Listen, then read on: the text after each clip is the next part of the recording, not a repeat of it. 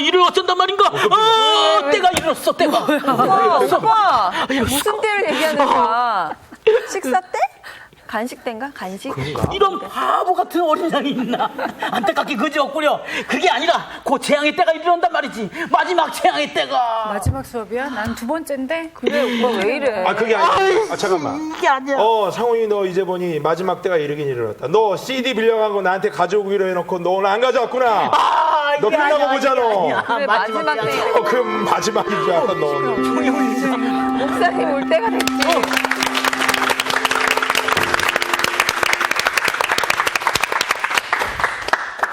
안녕하셨어요. 네. 안녕하세요. 네, 공부들 안 이렇게 소란스러워요. 밖에서 보니까. 오빠 때문에 좀 상훈이가 왜 호들갑을 왜? 마지막 때라고 막. 뭐가 맞아? 안민 것 같기도 하고요. 요한계시록을 읽으면서 전 그런 생각했습니다. 곧 마지막 때가 이를 겁니다. 네, 맞아요.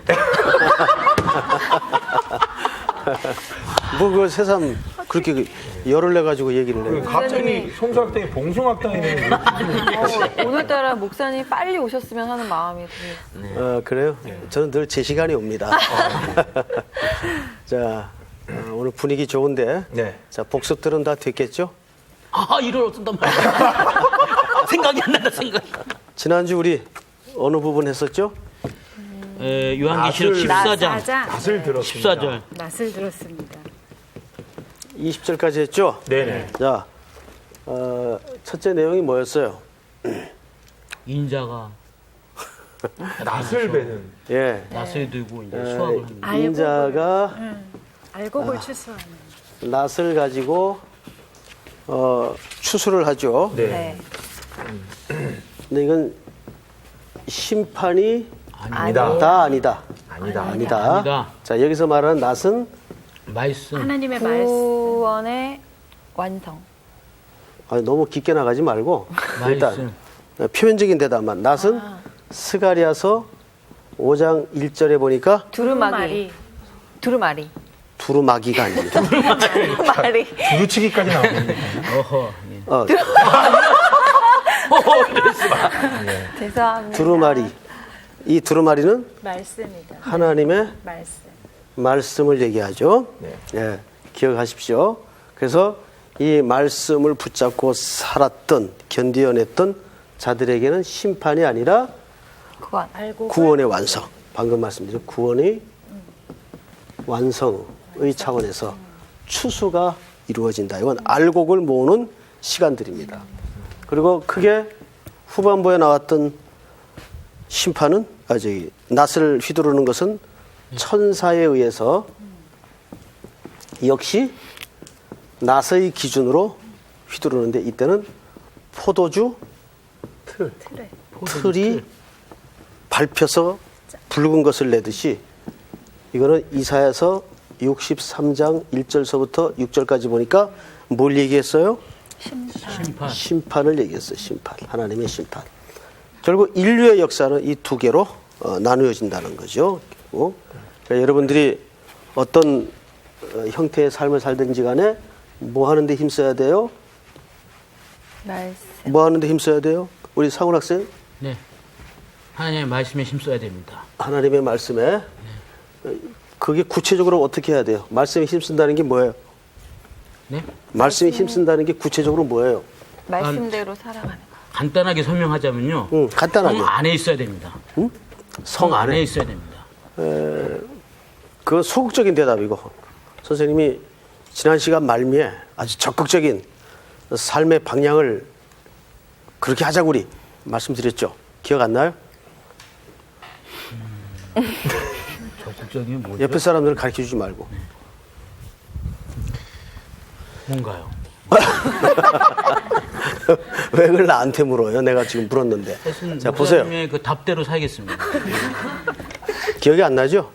네, 갑자기 안 나네요. 예. 어떤 지위와 형식의 삶을 통해서 살든지 간에 생명을 전하는 자로, 생명을 흘려보내는 자로서 적극적인 삶의 책임이 있다. 이제 기억나요, 안 나요? 네. 기억나죠? 예, 예. 자, 이제 그것을 바탕으로 해서 우리 계시록 오늘은 15장 전체를 네. 15장 전체를. 8절까지밖에 없네요. 근데 뭐 전체가 길지 않아요. 두 절씩 우리 반장서부터 한번 읽어주세요. 또 하늘에 크고 이상한 다른 이적을 보매 일곱 천사가 일곱 재앙을 가졌으니 곧 마지막 재앙이라. 하나님의 진노가 이것으로 마치리로다. 또 내가 보니 불이 섞인 유리바다 같은 것이 있고 짐승과 그의 우상과 그의 이름의 수를 이기고 벗어난 자들이 유리바닷가에 서서 하나님의 검은 고를 가지고 하나님의 종 모세의 노래 어린 양의 노래를 불러 이르되 주 하나님 곧 전능하신 이시여 하시는 일이 크고 놀라우시도다. 만국의 왕이시여 주의 길이 의롭고 참되시도다. 주여 누가 주의 이름을 두려워하지 아니하며 영어롭게 하지 아니하오리까. 오직 주만 거룩하시니이다. 주의 의로우신 일이 나타났음에 만국이 와서 주께 경배하리이다.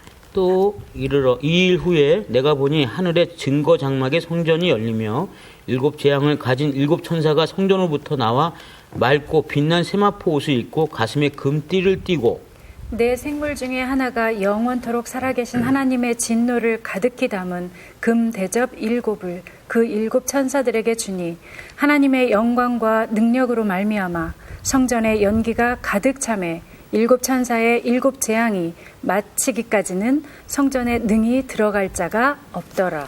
아멘. 오늘의 말씀 요한계시록 42강 마지막 재앙. 송태근 목사님 강의 시작합니다. 자, 이제부터는 마지막 재앙의 종류인 일곱 대접이 등장을 할 차례입니다. 오늘은 그 이제 서론격이 되겠죠. 근데 우리가 기억하는 의미에서 한번 보십시다. 계시록을 공부할 시작을 할 때 이 7이라는 숫자가 굉장히 중요하게 등장을 했죠. 제일 먼저 나온 7은 뭡니까? 일곱 교회. 교회 그렇죠. 이거 기억나죠? 일곱 개 공부했어요. 그 다음에는 일곱 인. 옳지. 일곱 인. 그 다음에는 일곱 촛대 일곱. 웬 또 일곱 촛대? 일곱 천사. 아니야. 일곱 천사? 이 참 선생님이 그렇게 강조를 일곱 했는데. 나팔. 맞아. 천사 나팔. 그게 생각이 안 나냐? 천사가 나팔 다 불렀는데. 나팔. 네. 기억납니까? 일곱 나팔. 네. 이제 마지막 남은 게 뭐예요? 일곱 대접. 일곱 대접이 남았다 그 말. 자, 그런데 여기에서 우리 한번 머릿속에 다시 정리하고 들어갈 게 있어요. 우리 지난 시간 새로 오신 우리 박진희 학생도 어디 지난 시간 공부해 보니까 처음 들어와서 굉장히 내용이 좀 어려웠죠? 네. 네. 요한계시록을 많이 들어본 경험이 사실 없어서요. 그렇죠. 네. 근데 옆에 우리 상훈 학생이 잘 가르쳐 주죠? 좀 가르쳐 주려고 노력은 하는데 좀 헷갈려요. 오빠가 좀 표현력이 없는. 이제 계시록을 공부하면서 선생님이 뜨문뜨문 성경 전체를 보는 그 방법에 대해서 간간히 말씀을 드렸어요. 특별히 이 계시록의 일곱 교회, 일곱인, 일곱 나팔, 일곱 대접 이런 나열들은 시간적 순서가 아니다. 예? 요거 끝난 다음에 요거 벌어질 것이고, 요거 벌어진 다음에 요거 벌어질 것이고, 이런 시간적 순서가 아니에요. 이것은 어떤 동시에 나타나는 것을 시간 배열로 설명한 것 뿐이지, 이 순서대로 역사가 진행되는 게 아닙니다. 그건 소위 이제 세대주의자들이 해석하는 해석 방법이에요. 자, 그리고 또 하나는 지난 시간에도 말씀을 드렸지만 이런 쭉 표현들을 문하와 문학의 옷을 입고 설명이 되었다. 기억나죠? 네. 예. 자, 그러면 이제 오늘부터 이 15장을 잘 공부해야 마지막 7대접이 잘 맞춰집니다. 1절을 보세요. 1절. 또 하늘에 크고 이상한 다른 이적을 보매. 여기 이적이라고 되어 있죠. 이적. 네. 근데 혹시 여러분들 가진 성경에 그 옆에 3이라는 숫자로 네. 풋노트가 달려 있죠. 예. 예, 우리 반장 거기 풋노트에 뭐라고 되어 있어요? 표적. 표적. 표적. 그러니까 이 말은 이런 뜻입니다. 보세요. 거기 이적이라는 말은 다시 말해서 미라클, 기적. 이런 그 기적 차원에서 이해를 갖기가 쉬워요. 근데 이건 미라클을 말하는 게 아니고 여기서 이적은 풋노트에 보니까 표적, 사인? 사인이에요. 근데 요 표적이라고 번역을 하기 위해서는 이 단어가 헬라말로 세메이온 이렇게 돼 있어요. 세메이온. 예? 그 이 단어는 언제 쓰는 단어인가 하면 구속의 문제에 대해서 어떤 계시의 내용을 가리킬 때, 예? 구속과 그 구속에 관련된 계시의 내용을 가리킬 때는 항상 표적이라는 단어를 사실 씁니다. 예? 근데 여기서는 사실 번역이 이적이라는 번역보다는 표적이라는 의미가 더 맞는 의미라고 말해요. 세메이온 이런 단어를 채택해서 썼어요. 그러면 앞으로 15장에서 짧지만 설명되어질 내용이 어떤 구속의 문제와 그 구속의 완성을 다루고자 하는 설명이란 말이에요. 그러니까 잘 보세요. 이 단어 하나 채택이 어떤 단어를 채택했느냐에 따라서 단어 딱 하나만 보고도 앞으로 내용이 대충 감이 잡혀요, 안 잡혀요? 아, 이 표적이라는 단어가 세메이온이라는 단어가 등장한 걸로 봐서 지금부터 요한을 통해 하나님께서 계시하고자 하는 내용은 어떤 구속에 관한 내용이겠구나. 네. 이게 이제 감을 잡을 수가 있단 말이에요. 자, 그러면 또 보십시다. 2절. 2절을 보기 전에 1절을 마저 하십시다. 다른 이적을 보매 7 천사가 7 재앙을 가졌으니 곧 마지막 재앙이라 하나님의 진노가 이것으로 어떻게 하리라? 마치리라. 보통 마친다, 피니시, 끝 이런 어떤 시간이 쭉 가다가 맞춰지는 피니시 라인으로 이해를 할 수가 있는데 여기에서 마치리로다 이 말은 시간이 흘러가다가 끝난다는 그런 끝의 개념이 아니고 이 말은 정확한 의미가 완성될 것이다 그 말이에요. 알겠죠? 네. 그러니까 여러분들이 이제 이런 건 그 성경을 가리키는 사람들의 설명이 있어야 좀 이해가 될 수 있는 부분이기 때문에 쉽진 않아요. 개념을 정리하는데. 그러니까 아까 말씀하신 저렇게 교회인 나팔 저게 시간 순서가 아니라는 거하고도 같은 일맥상통하는 거예요. 그렇습니다. 예, 다 같은 맥락에서 지금 설명하는 거예요. 그러면 아까 그 이적이라는 말은 실질적으로 뭐에 가깝다고요? 표적이에요. 표적은 뭘 내포하고 있는 예고라고요? 구속의 계시 내용을 담아낼 때 그것은 항상 표적이라는 세메이온이라는 헬라 말을 써요. 그런데 마치리로다 뭐예요? 완성이에요. 그러니까 이 하나님의 표적이라는 방식을 통해서 어떤 내용을 가리키는 것이 반드시 완성될 것이다. 이거를 지금 총체적으로 설명하는 겁니다. 이해가 되죠, 여러분? 네. 자, 그러니까 저건 이제 끝난다. 이런 피니시라는 개념보다는 하나의 완성된다라는 의미가 크다. 이렇게 얘기를 했어요. 자, 또 보십시다. 2절.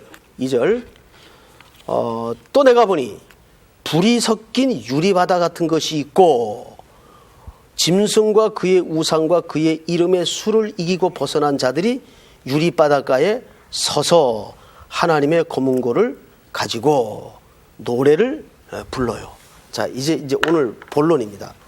자, 그런데 여기 지금 바다가 무슨 바다예요? 유리바다. 유리바다는 앞에 계시록에서도 한번 만난 적이 있죠. 하도 오래돼서 다들 표정들이 지금 잊어버린 표정 같아요. 반장 기억 안 나요? 배웠던 건 기억납니다. 배웠죠? 자, 근데 지금 여기서 유리바다는 뭐가 섞인 유리바다예요? 불. 자, 불이 섞인 유리바다가 뭘까요? 어떻게 자 분명 바다는 물일 텐데 네. 예? 어떻게 불하고 섞일 수가 있어요? 불이 섞인 유리바다. 이 재밌죠 표현이? 네. 자 그러면 이런 거는 선생님이 가르쳐준 대로 이해를 갖자면은 이거는 문자적으로 이해를 해야 돼요. 문학적으로 이해를. 학적으로요. 네.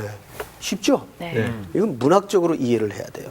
그러니까 불이 일렁거리는 바닷가다.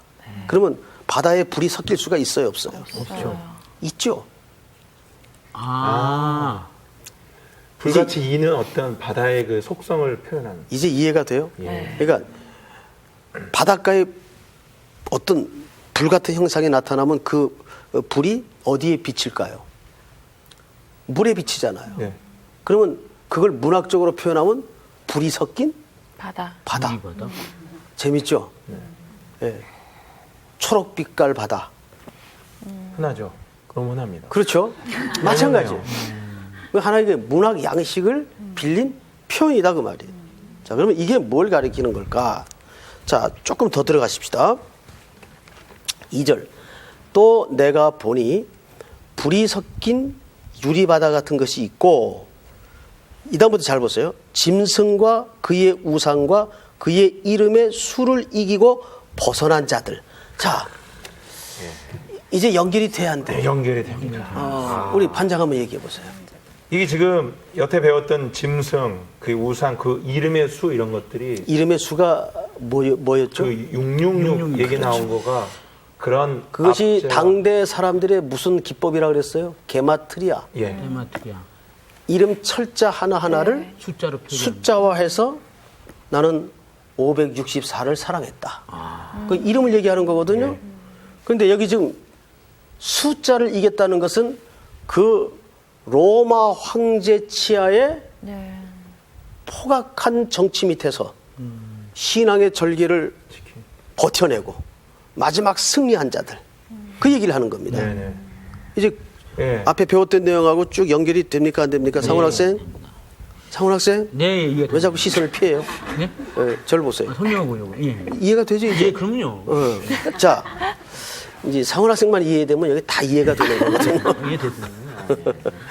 자, 보십시다. 그 다음에 두 번째, 그의 이름의 수를 이기고 벗어난 자들이 유리 바닷가에 서서 하나님의 검은고를 가지고 노래를 하나 불러요. 그죠? 네. 자, 3절. 하나님의 종 모세의 노래, 어린 양의 노래를 부릅니다.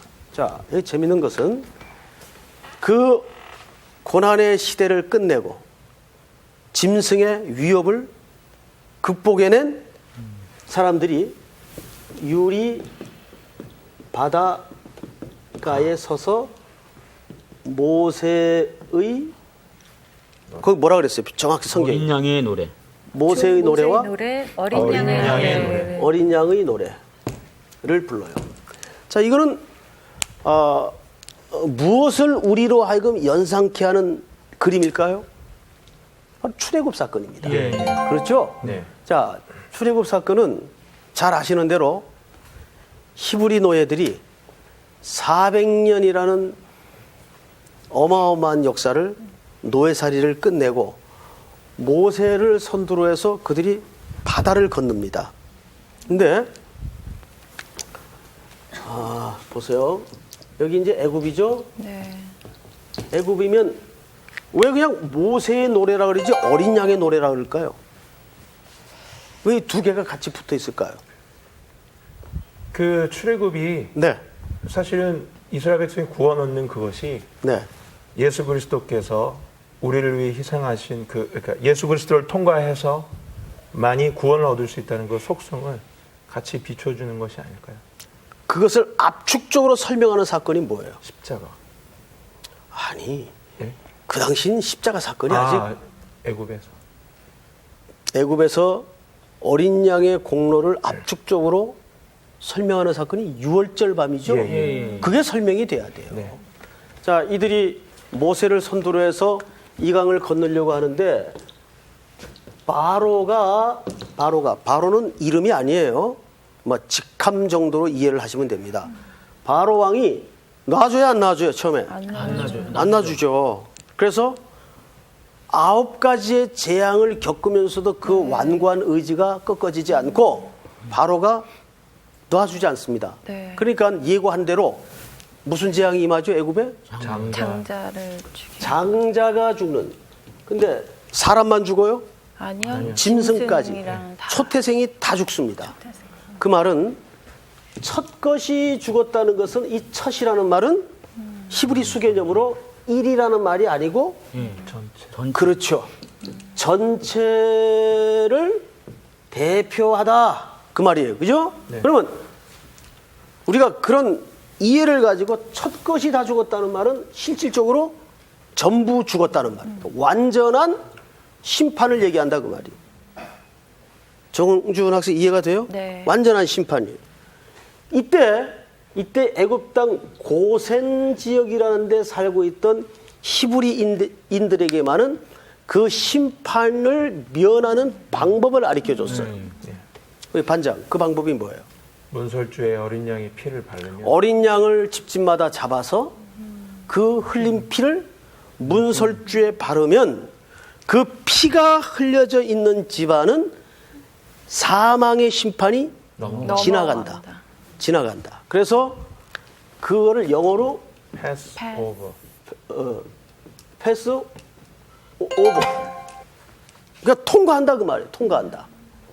그래서 한자로는 6월 달에 6월이 아니고 6월. 이게 아니고 넘어간다. 뭐가 넘어가요? 심판이 그냥 넘어간다. 어느 집만은 어린 양의 피가 발라져 있는 집만은. 그래서 이 6월절이 갖는 이 의미는 어린 양의 죽음이 전제되지 않고는 설명이 안 돼요. 그래서 어린 양의 죽음을 통해서 바로가 항복을 합니다. 네. 그리고 히브리 노예들을 전부 다 풀어줍니다. 그런데 이들이 이 홍해를 건너려고 이제 홍해가에 서 있는데 바로가 또 후회를 해요. 네. 아, 내가 이거 괜히 놔줬구나. 그러니까 이게 뭐냐면 세상의 죄성은 그만큼 우리의 모든 인식을 집요하게 붙드는 거예요. 네. 예? 그래서 옛것을 생각하게 하고 근데 그 속성이 아직도 우리 속에 사실은 남아있단 말이에요. 예?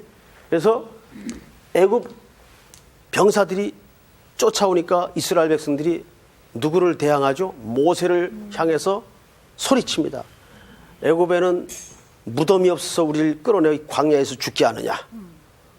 돌팔매질을 하고 난리가 나죠. 이때 하나님께서 모세에게 지팡이를 손에 들려주시고 그걸 가리키게 하면서 홍해가 갈라집니다. 쭉 갈라져요. 참 놀랍죠? 그리고 이 갈라진 바닷길로 히브리 사람들이 전부 통과를 해요. 근데 생각을 해보세요, 여러분. 이게 갈라지면 갈라진 즉시 이 물밑을 걸어갈 수 있어요? 질퍽질퍽 해가지고 노약자도 있고 어린애도 있는데 수레도 있고 하는데 다 빠져버리지? 근데 어떻게 건넜을까요? 성경을 잘 보시면 이들이 여기서 울고불고 난리가 날 때 갈라진 바닷가로 하나님께서 계속 동풍을 불어서 그 바다를 가르시고 마른 땅으로 만드셨다고 돼 있어요. 마른 땅으로. 그러니까 하나님은 우리 인생들을 위해서 인생들이 소리치고 악지르고 원성을 터뜨리는 가운데도 우리의 길을 바다 밑에 마른 땅을 예비하시는 하나님이세요. 아멘. 그래서 이 마른 땅을 건너게 됩니다. 이 뒤쫓아 들어오던 애굽 백성들이 다시 물이 흐름으로써 거기에 완전히 수장이 돼요. 그래서 지금도 그 고고학 팀들이 영국의 옥스퍼드 고고학 팀들이 이때 흔적을 찾아서 이렇게 이제 그 발굴한 내용들을 보면 그 애굽 병사들의 그 수레바퀴 같은 거, 그 바다 밑에 실제로 그 발굴이 된다는 거죠. 그래서 이 고고학의 중요성이 그런 데 있습니다.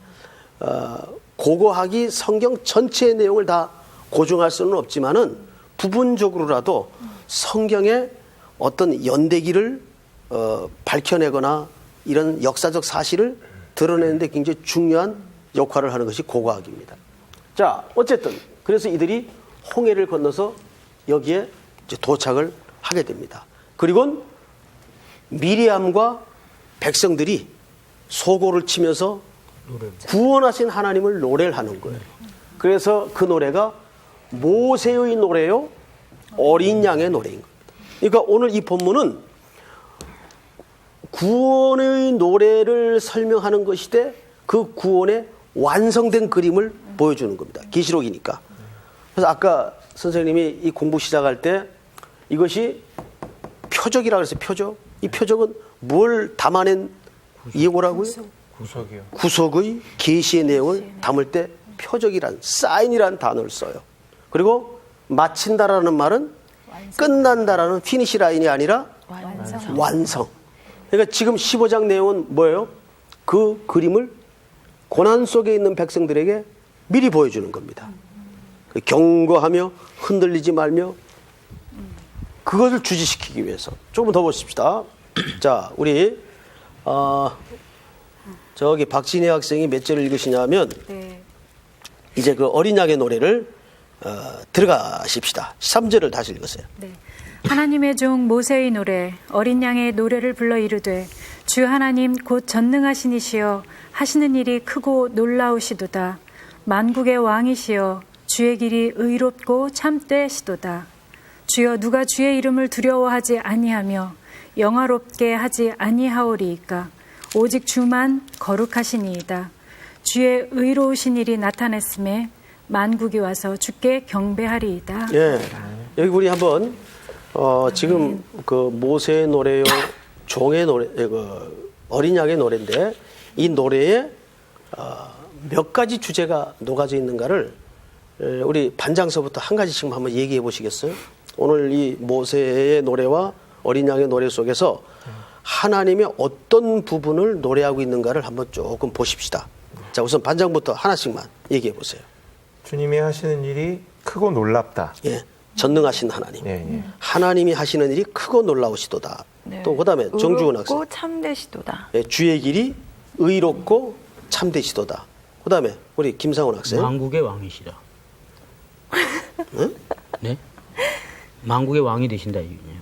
예, 만국의 왕이시여 네. 주의 길이 의롭고 네. 참되시도다. 그다음에 네. 주만- 영화롭게. 예. 그다음에 오직 주만 거룩하시 주만 거룩하시다. 거룩하시니이다. 네. 예. 네 가지 주제가 이 속에 지금 말씀하신 것처럼 녹아져 있어요. 자, 그러면 이 노래를 계시록 15장쯤에서 다시 각인시키는 이유가 뭐예요? 우리 반장 한번 영적인 상상력을 동원해서 한번 생각해 보세요. 왜 이 노래를 다시 보여주고 확인시킬까요? 다시 한번 우리가 그 지금 현실에 눌려 있는 이 삶 속에서 예. 다시 한번 그 하나님께서 그렇게 이끄시고 하는 그 하나님이 하실 일들에 대해서 이 속성들을 나열함으로 인해서 결국은 하나님 당신의 일을 하실 것이다라는 것을 얘기하시는 것 같아요. 예, 아주 말씀을 잘해 주셨어요. 그러니까 우리가 지금 이 사는 세상은 참 그 반칙이 난무하는 세상이죠.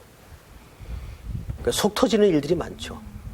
그리고 공식대로 안 돼요. 그죠? 이 세상은. 왜냐하면 이 세상 기초가 죄이기 때문에 그래요. 그래서 그리스도인으로서 그 말씀의 원리를 붙잡고 지난주 우리 공부한 것처럼 살려면 어떤 때는 진짜 정신병 걸릴 정도로 혼란스러울 때가 많아요. 이게 뭔가 싶을 때가 많아요. 그죠? 막 인생이 엉키고. 근데 약간 얍삽하게 굴고 사기치고 새길로 가는 사람들은 잘 돼요. 네. 그 노력한 만큼 뺏고 움켜쥐고 한단 말이에요. 근데 우리는 기초가 반석이기 때문에 그리스도이기 때문에 그 원리를 쫓거나 흉내내거나 살아서 안 되는 사람들이거든요. 오직 하나님의 말씀의 원리만 붙잡고 살아야 되는데 그러다 보니까 정주원 학생 네. 마음이 편하던가요? 아니요. 아닌 정도가 아니죠. 너무 힘들었어요. 지금도 힘들 것이고 ING고요. 앞으로도 힘들 거예요. 네. 앞으로도. 그 우리가 그 일터 현장이 그렇고 그렇죠? 예. 상훈 학생은 어때요? 그렇습니다. 아니 근데 세상과 타협을 하지 않아야 된다라는 건 알고 있지만 어쩔 수 없이 또 타협을 하는 시점이 또 오는 그거에 대해서 좀 괴로운 게 좀 있긴 있더라고요. 많이 괴롭죠. 예. 예. 그래서 계속 무너지고. 예. 그런데 놀라운 거는 그럼에도 하나님이 우리 김상훈 학생을 포기하지 않는다는 거예요. 아멘. 그게 어린 양의 피 흘린 공로에 참된 의미예요. 하나님이 절대 우리가 수백 번, 골백 번 깨지고 터지고 상처 투성이로 나뒹굴어져도 우리를 방치하거나 유괴하지 않는다는 거예요. 바로 이 노래의 의미가 거기 있는 거예요. 하나님께서 어떻게 하시는가. 경고하며 흔들리지 않도록 우리를. 이 노래가 어린 양의 노래로 주어지는 거예요. 자, 제가 이제 그 어느 기사를 읽다가 재밌는 인터뷰 기사를 하나 봤어요. 7, 80년대는요, 지금은 뭐 일본도 축구를 잘하고, 하지만은 그때는 축구 잘했던 아시아 국가가 한국이 거의 독보적인 존재였고, 7, 80년대는 그 다음에 잘했던 나라가 말레이시아. 예, 말레이시아 잘했어요. 말레이시아 잘했습니다. 그 다음에 지금 미얀마라는 그 국가 이름이 개칭됐죠. 예. 원래 버마라는 나라. 이 버마도 아주 잘했어요. 그리고 버마가 그 당시에는 아시아에서 굉장히 잘 살았어요. 그 당시에는 이 말레이시아, 버마, 이 아시아 국가들이 1년에 한 번씩 그 쿠알라룸푸르에서 그 메르데캅에 축구 시합을 했단 말이에요. 그 박스컵이라는 또 우리나라 박정희 대통령 이름을 따서 박스컵이라고 축구 시합도 있었고, 그때는 이제 TV가 집집마다 거의 없던 시절이기 때문에 라디오로 중계를 들었어요. 그 시커먼 고무줄로 이런 네모난 그 건전지 뒤에다 붙여놓고 누워서 식구들 탁 칼잠 자가면서 그거 듣고 그 아련한 추억이 있죠, 우리가. 근데 그 시절에 그 최고의 스트라이커가 누구였는가 하면 이회택 씨였어요. 이회택. 지금도 축구협회에서 수고를 하시죠. 그분이 이제 그 인터뷰 기사를 한 걸 봤어요. 인터뷰한 거를. 근데 아주 그래서 제가 너무너무 웃기는 그 내용을 봤습니다. 그때는 축구 선수들이라도 키가 1m 60대 선수들이 많았어요. 거의 이제 제 수준. 그러니까 이제 서양 선수들하고 붙으면은 밀면은 어깨 싸움하면 완전히 나뒹굴어집니다. 한 번은 이제 그런 유럽 선수들하고 시합을 하는데 전반전 뛰어보니까 이건 장난이 아니더래요. 우선 체격이 안 되니까 몸에서 딸리니까. 그래서 이건 이제 뭐 인터뷰 기사에 나온 거니까 제가 그대로 그냥 공개합니다. 이회택 씨가 그 주장이었는데 후반전 들어갈 때 손에다가 예, 들었어요. 압정을 예. 압정 압니까? 예. 예, 이 대가리가 좀 넓은 짧은 거의 못 수준이 있어요. 못. 예. 그걸 손에다 다 움켜쥐고 들어가가지고 유럽 선수들이 붙으면 허벅지 한번 꾹 눌러주는 거예요. 그러면 뛰다가 갑자기 비명을 지르면서 나뒹굴어지는 거죠. 그 심판이 이제 막 뛰어오면 잔디밭에 그냥 버리는 거예요. 그럼 그걸 어디 가서 찾습니까? 그래서 무슨 일이냐 그러면 그때 이제 선수들이, 요즘은 선수들이 영어도 잘하지만은 그때는 뭐 아는 영어를 해야 I don't know 그거밖에 모르잖아요. 무슨 일이냐 물어보면 I don't know 왜 그런지 모르겠다고. 근데 찔린 선수는 죽는 거죠. 아파서. 그러고 시합을 했대요. 그때 그 시절에는 70년대. 그 기자가 그 얘기를 듣다가 웃으면서 물었어요. 왜 그러셨습니까? 그때 기가 막힌 얘기를 해요. 실력이 없는 걸 어떡합니까? 실력이 없으니까 뭘 해요? 반칙. 반칙을 하는 거예요. 이 세상 지금 구조가 똑같아요, 여러분. 저쪽은 근본적인 근거가 없는 사람들이에요. 그러니까 뭐예요? 반칙을 해서 먹고 사는 수밖에 없어요. 그런데 여러분들은 반칙하면 안 돼요. 왜? 여러분들은 진짜를 움켜쥐고 있는 사람들이거든요. 지금 조금 억울해도 참아야 돼요. 그래서 신앙생활은 승리, 비전 이쪽 영역보다는 훨씬 더 많은 영역이 견디고 인내하고. 참는 거예요. 누가 신앙생활을 승리요 비전이라 그랬어요? 아니에요. 매일 비명이 터져 나오도록 견디고 참는 거예요. 근데 이제 삶을 포기하기 시작하면 희죽희죽 웃게 돼요. 될 대로 되라. 예? 그러니까 사형수들이 사형 날짜 딱 받아놓고 나서는 막 간다잖아요. 그때부터는. 그런데 포기하지 않는 사람은 매일 비명이 터쳐 나오게 돼 있어요. 그게 신앙생활이에요, 여러분. 예? 한국교회는 너무 신앙생활을 성공지향적으로만 가르쳐놨기 때문에 예수 믿으면 전부 만사형통해야 되고 자식들은 꿈을 꾸다가도 답안지를 다 봐야 되고 이런 식으로 가르쳐놨단 말이에요. 그건 기독교 사기입니다. 성경은 그런 걸 절대 약속하지 않아요. 그래서 이 어린 양의 노래를 보여주는 거예요.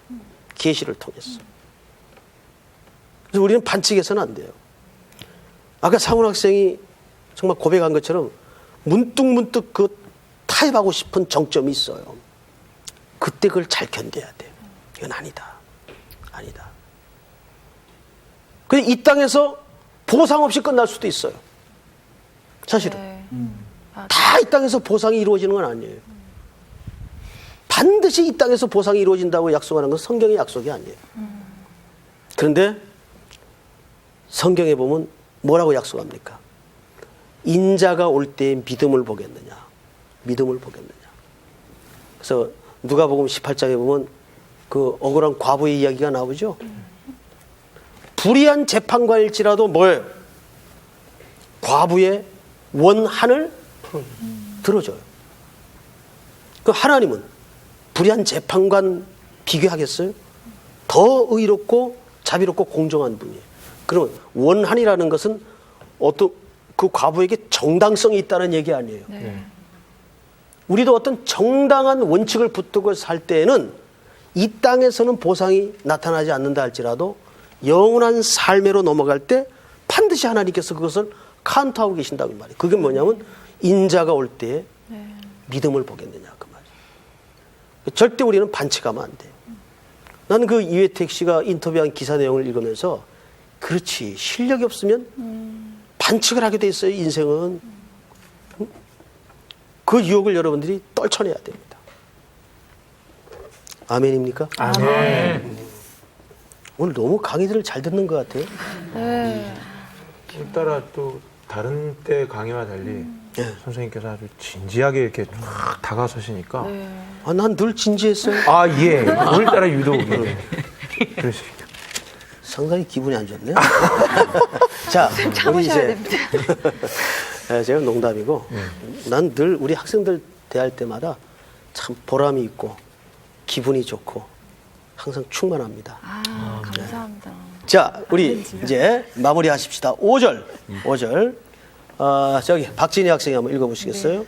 또 이 일 후에 내가 보니 하늘의 증거 장막의 성전이 열리며 7 재앙을 가진 7 천사가 성전으로부터 나와 맑고 빛난 세마포 옷을 입고 가슴에 금띠를 띠고 내 생물 중에 하나가 영원토록 살아계신 하나님의 진노를 가득히 담은 금대접 7을 그 7 천사들에게 주니 하나님의 영광과 능력으로 말미암아 성전에 연기가 가득 차매 7 천사의 7 재앙이 마치기까지는 성전에 능히 들어갈 자가 없더라. 네. 이제 요 7 재앙이 다음 시간부터 펼쳐질 마지막 재앙이 되겠습니다.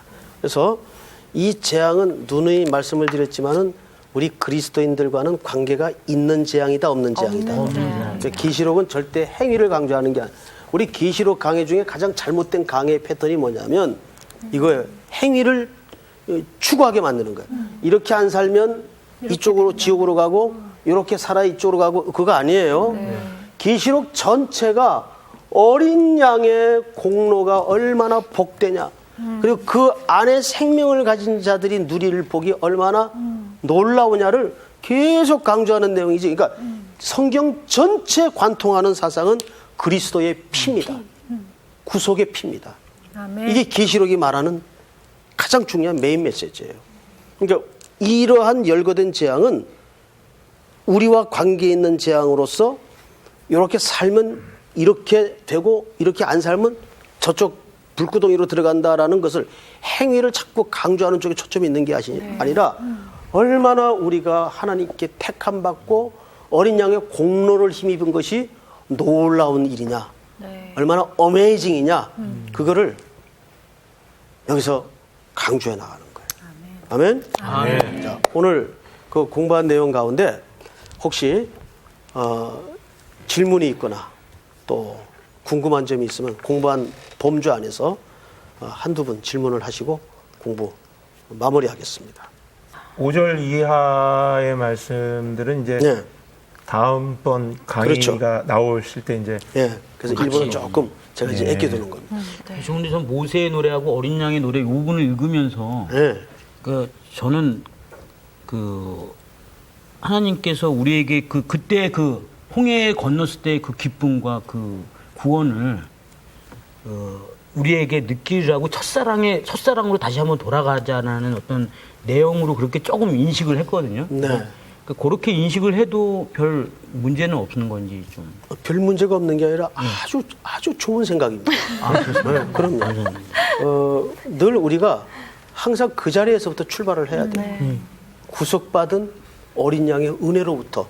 그러니까 예수 믿어도요, 상훈 학생, 십자가의 은혜를 모르는 크리스찬이 많아요. 그러면 이제 계속 율법주의자가 되는 거예요. 자꾸 자기 의가 드러나고 자기 자랑이 드러나고. 그러니까 그리스도의 어린 양의 공로를 뼈저리게 알수록 나는 없어지고 그리스도만 나타나게 돼 있어요. 그게 누구의 처절한 고백이냐면 사도 바울의 고백이에요. 나는 죄인 중에 괴순이라. 하나님의 은혜를 깨닫고 보니까는 그거 얼마나 율법주의자였어요. 네. 어떻게 하든지 하나님의 의에 이르려고 얼마나 온 인생을 허덕거리면서 그 사람처럼 철저히 살았던 사람이 성경에 없어요. 그런데 그가 다메섹 도상에 부활의 주님을 만나고 부서지면서 주님이 나를 위해 죽었구나. 내가 그 속에 마땅히 죽었어야 될 죄인이구나. 이거를 깨닫게 되는 거예요. 그러니까 매일매일 우리는 어린 양의 공로로부터 출발해야 돼요. 아멘. 우리 가슴 속에 항상 어린 양의 구속의 노래가. 우리 반장은 다음 시간에 네. 어린 양에 대한 노래를 한번 준비해가지고 오십시오. 예. 숙제. 예, 알겠습니다. 다행이다. 어유 예. 근데 여기 뭐 가수가 3명이나 있고, 사실 여기도 가수입니다. 아유. 자, 다음 시간에는 하겠습니다. 어린 양의 보혈의 공로에 관한 찬양을 한번 부르고 네. 시작하겠습니다. 숙제입니다. 준비해 오세요. 네. 자, 오늘 공부는 여기서 마치겠습니다. 감사합니다. 감사합니다.